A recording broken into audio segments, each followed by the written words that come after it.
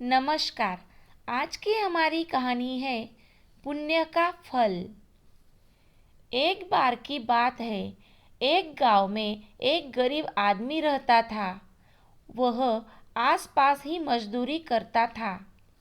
उसका एक लड़का भी था। उनके परिवार की आर्थिक हालत अच्छी नहीं थी। इस बात से लड़का परेशान रहता था।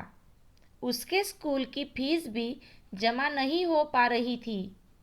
तो लड़के ने सोचा कि कुछ किया जाए जिससे परिवार के हालात अच्छे हो सके। लड़के के मन में एक विचार आया कि रोजमर्रा की कुछ जरूरी चीजों को वह आसपास के गांव में घर घर जाकर बेचेगा। लड़का स्कूल से आने के बाद रोज घर घर जाकर सामान बेचता, जिससे वह अपने स्कूल की फीस जमा करता और जो पैसे बचते उनसे वह अपने परिवार की ज़रूरतों को पूरा करता। एक दिन वह लड़का किसी गांव में सामान बेचने गया। गर्मियों के दिन थे, उसे भूख भी लगी थी। लड़के ने सोचा कि अब की बार अगर कोई सामान खरीदेगा तो उससे मैं पैसों की जगह खाने के लिए कुछ रोटी मांग लूँगा। एक घर के दरवाजे पर गया।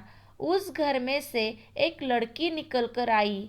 लड़का उस लड़की को देखकर चौंक गया। लड़की ने सोचा कोई परेशान है, वह कुछ मांगने के लिए आया है। लड़की समझ गई कि इसे भूख भी लगी है। लड़की घर के अंदर गई और रसोई में से 2 रोटी लाकर लड़के को दे दी।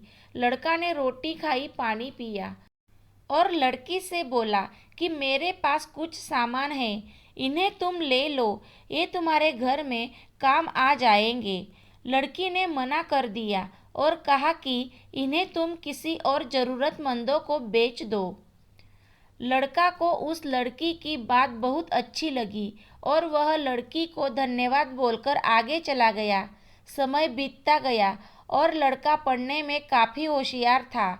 लड़के ने डॉक्टरी की पढ़ाई की और वह डॉक्टर बन गया। वह एक अस्पताल में मरीजों का इलाज करता था। एक दिन एक लड़की की दुर्घटना का केस आया। लड़की को इमरजेंसी में भर्ती कराया गया।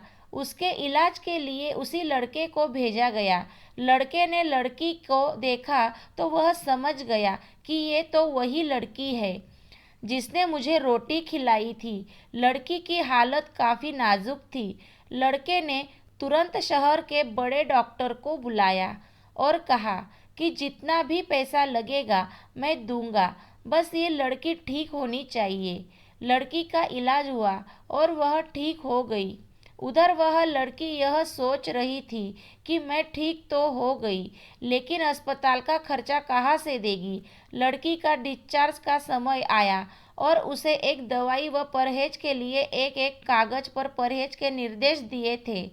इनके साथ एक कागज और भी था कि आपको एक भी रुपये देने की ज़रूरत नहीं है, क्योंकि आपने इससे भी ज़्यादा 2 रोटी के रूप में पहले ही भुगतान कर दिया था।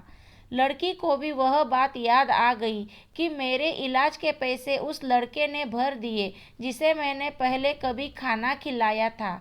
दोस्तों, इस कहानी से हमें ये सीखने को मिलता है कि हमें ज़रूरतमंदों की हमेशा मदद करनी चाहिए।